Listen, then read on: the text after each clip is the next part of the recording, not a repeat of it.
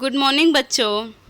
मैं पटेल नीलम कर्णावती विद्यालय में आप सभी बच्चों का हार्दिक स्वागत करती हूँ।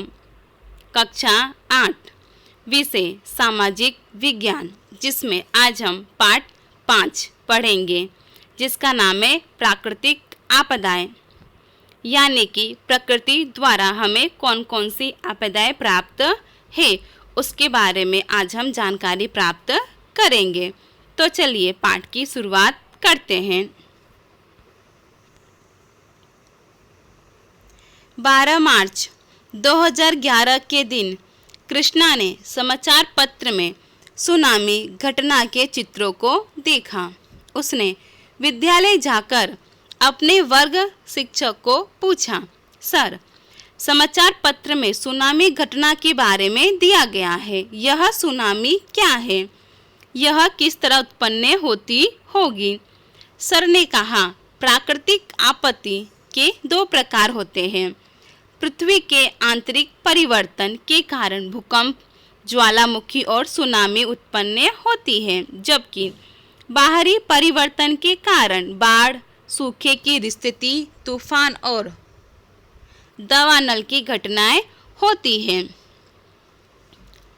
इस वाक्य के ऊपर से हम लोग क्या समझ सकते हैं कि प्राकृतिक आपत्ति कितने प्रकार की होती है? 2 प्रकार की होती है, जिसमें पहली होती है पृथ्वी के आंतरिक परिवर्तन, जिसके कारण भूकंप, ज्वालामुखी और सुनामी आती है, जबकि बाहरी परिवर्तन के कारण बाढ़, सूखे की स्थिति, तूफान, दावानल की घटनाएं इत्यादि होती है।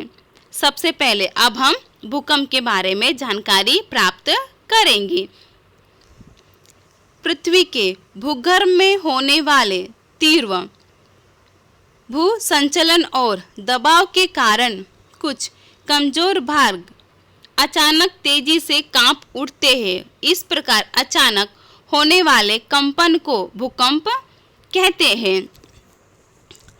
पृथ्वी के भूगर्भ में होने वाले यानी कि पृथ्वी के अंदर होने वाले तीव्र दबाव के कारण कुछ कमजोर भाग अचानक तेजी से कांप उठते हैं, जिसे हम लोग भूकंप के नाम से जानते हैं। भूकंप क्रिया के केंद्र बिंदु से भूकंप की लहरें उत्पन्न होती हैं, जिसे हम भूकंप केंद्र कहते हैं। भूकंप के केंद्र पृथ्वी के नीचे के भाग में होते हैं। इस आंतरिक भूचलन के कारण ही भूकंप होता है। भूकंप केंद्र में से भूकंप की लहरें सभी जगह फैलती हैं, जिसके कारण हम लोगों को भूकंप के झटके महसूस होते हैं। उसमें से कई लहरें भूसतह पर तक पहुंचकर अपना प्रभाव फैलाती हैं। भूकंप केंद्र से पृथ्वी की सतह के नज़दीक के स्थान या केंद्र को भूकंप निर्गम बिंदु कहते हैं, यानी कि केंद्र कहते हैं। भूकंप का सबसे अधिक प्रभाव भूसतह पर निर्गम केंद्र के भाग में अनुभव किया जाता है। जो उसका केंद्र बिंदु होता है, वहाँ पर सबसे अधिक भूकंप के झटके महसूस होते हैं। उस केंद्र से जितना दूर जाते हुए स्थान पर जाए, वैसे ही उसका प्रभाव कम हो जाता है। जैसे जैसे हम लोग केंद्र बिंदु के प्रभाव से दूर जाएंगे, वैसे वैसे भूकंप का प्रभाव हमें कम होने लगता है।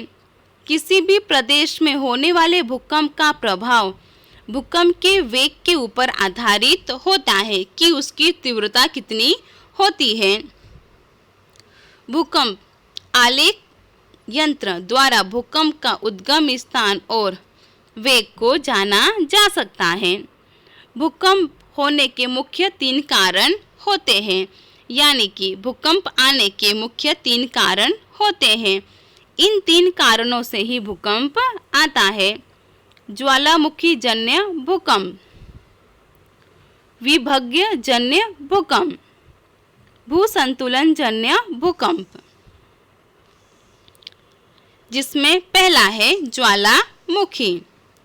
ज्वालामुखी अर्थात भूसतह के कमजोर चट्टान के स्तर में पड़ी हुई दरार या छिद्र का नाम है। जैसे कि आप लोग चित्र में देख सकते हैं, ज्वालामुखी अर्थात क्या, भूसतह के कमजोर चट्टान, जो कमजोर चट्टान होती है उसमें कोई भी दरार या छिद्र पड़ जाए उसे हम ज्वालामुखी के रूप में जानते हैं, जिसमें से होकर भूगर्भ का धधकता हुआ लवा, रस, विविध कद और आकार की चट्टान, पत्थर, राख, वाष्प और अन्य गैस भूसतह पर आने लगती है।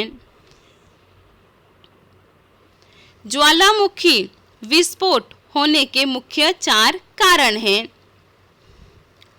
पृथ्वी के गर्भ का तापमान भी ज्वालामुखी विस्फोट होने का कारण बनती है। दूसरा है प्रभावी मेग्मा की उत्पत्ति। तीसरा, वायु और वाष्प का उद्भव। चौथा, मेग्मा का भूसतह की तरह वहन। मेग्मा के नीचे रही हुई गैसें मेग्मा को ऊपर उठाती है। दूसरे, ऊपर की कमजोर चट्टानों की दरार के द्वारा प्रवेश किया गया वाष्प पानी बन जाता है। इसी दबी हुई वाष्प के समूह को योग्य जगह न मिलने से वह वेग से बाहर निकलने का प्रयास करता है। जब उसे कोई भी स्पेस नहीं मिलता है, कोई भी जगह नहीं मिलती है, तो वो तेज दबाव के कारण बाहर निकलने की कोशिश करता है। इस प्रयत्न में वह अपने साथ प्रभावी मेग्मा को भी जोर से ऊपर की तरफ खींच लाता है।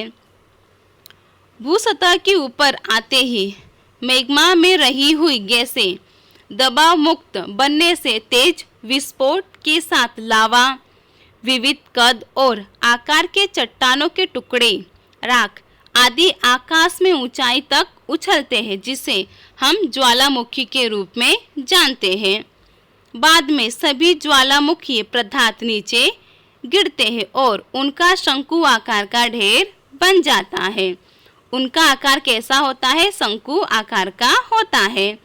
यदि वाष्प और गैसों का प्रमाण अधिक हो और भूसतह के ऊपर कम जगह वाला छिद्र हो तो भयंकर विस्फोट होता है, परंतु वाष्प और गैसों का प्रमाण कम हो और भूसतह की लंबी दरार में से विस्फोट होता हो तो लावा धीरे धीरे शांति से बाहर निकलकर फैल जाता है, जब फिर कोई विस्फोट नहीं होता है। ज्वालामुखी के मुख्य 3 प्रकार होते हैं। ज्वालामुखी के कितने प्रकार होते हैं? मुख्य 3 प्रकार होते हैं। ज्वालामुखी 3 प्रकार के होते हैं, जिसमें पहला है सक्रिय ज्वालामुखी, दूसरा सुषुप्त ज्वालामुखी और तीसरा है मृत ज्वालामुखी। संसार में बहुत सी जगह पर विविध प्रकार के ज्वालामुखी आए हैं। भारत में अंडमान निकोबार के द्वीप समूह में केवल एक ही जगह पर ज्वालामुखी आया हुआ है। ज्वालामुखी का विस्फोट जिस प्रदेश में होता है वहाँ स्थानीय विस्तार में भयंकर विनाश हो जाता है। ज्वालामुखी से लाभ भी होता है। लावा फैल जाने से जमीन की उपजाऊ शक्ति बढ़ जाती है। जावा और सुमात्रा की लावा में से बनी हुई जमीन खूब ही उपजाऊ होने से अच्छी खेती होती है। हमें खेती के परिणाम अच्छे मिलते हैं। ज्वालामुखी के ढलाव वाले क्षेत्र की पोटास युक्त मिट्टी में खेती करके किसान अधिक उत्पादन प्राप्त कर सकता है। ज्वालामुखी क्षेत्र के गर्म पानी के झरने में जंतुनाशक द्रव होने से चमड़ी के मरीजों के लिए आशीर्वाद स्वरूप बना हुआ है। ज्वालामुखी के कारण पारा, एंटीमनी, सीसा, जस्ता, टंगस्टन, कलई आदि धातुमय खनिज भूसतह से थोड़ी गहराई से ही प्राप्त हो जाते हैं। ज्वालामुखी नली में लावा रस ठंडा हो जाने से और कार्बन के ऊपर दबाव आ जाने से समय बीतने पर उसमें से हीरे बनते हैं। ज्वालामुखी में से निकलने वाली विखंडित चट्टानें पदार्थों के छोटे पत्थर को लापली के रूप में पहचाना जाता है। इसे मनपसंद रूप दिया जा सकता है, इसीलिए वह खूब उपयोगी साबित होता है। अब इसके बाद है सुनामी कि सुनामी क्या होती है। समुद्र की सतह पर आए हुए ज्वालामुखी के फटने से या सतह पर भूकंप होने से समुद्र की सतह पर खूब शक्तिशाली विनाशक लहरें उत्पन्न होती है। इन लहरों को सुनामी कहते हैं। सुनामी किसे कहते हैं? समुद्र की सतह पर आए हुए ज्वालामुखी फटने से या फिर भूकंप के झटके महसूस होने से समुद्र की सतह पर खूब शक्तिशाली विनाशक लहरें उत्पन्न होती है, यानी कि पानी ऊपर उठता है। इन लहरों को सुनामी कहते हैं।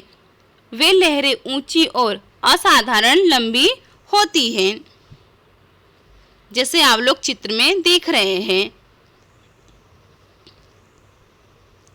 इसकी लंबाई लगभग 700 से 1600 किलोमीटर जितनी होती है।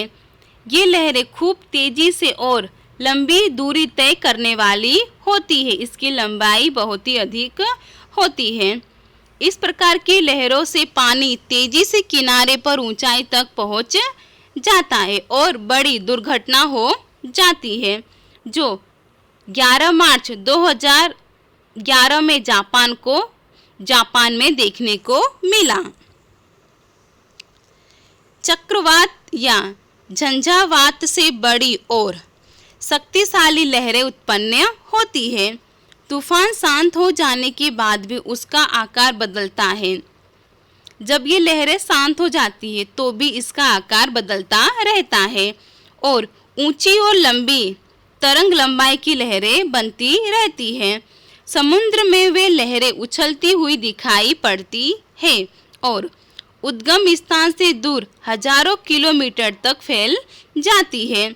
इस प्रकार की लहरें जब समुद्र किनारे पहुंचती है तब अधिक नुकसान पहुंचाती है। इसलिए इन लहरों को प्रलयकारी लहरें भी कहा जाता है, जो प्रलय लेकर आता है।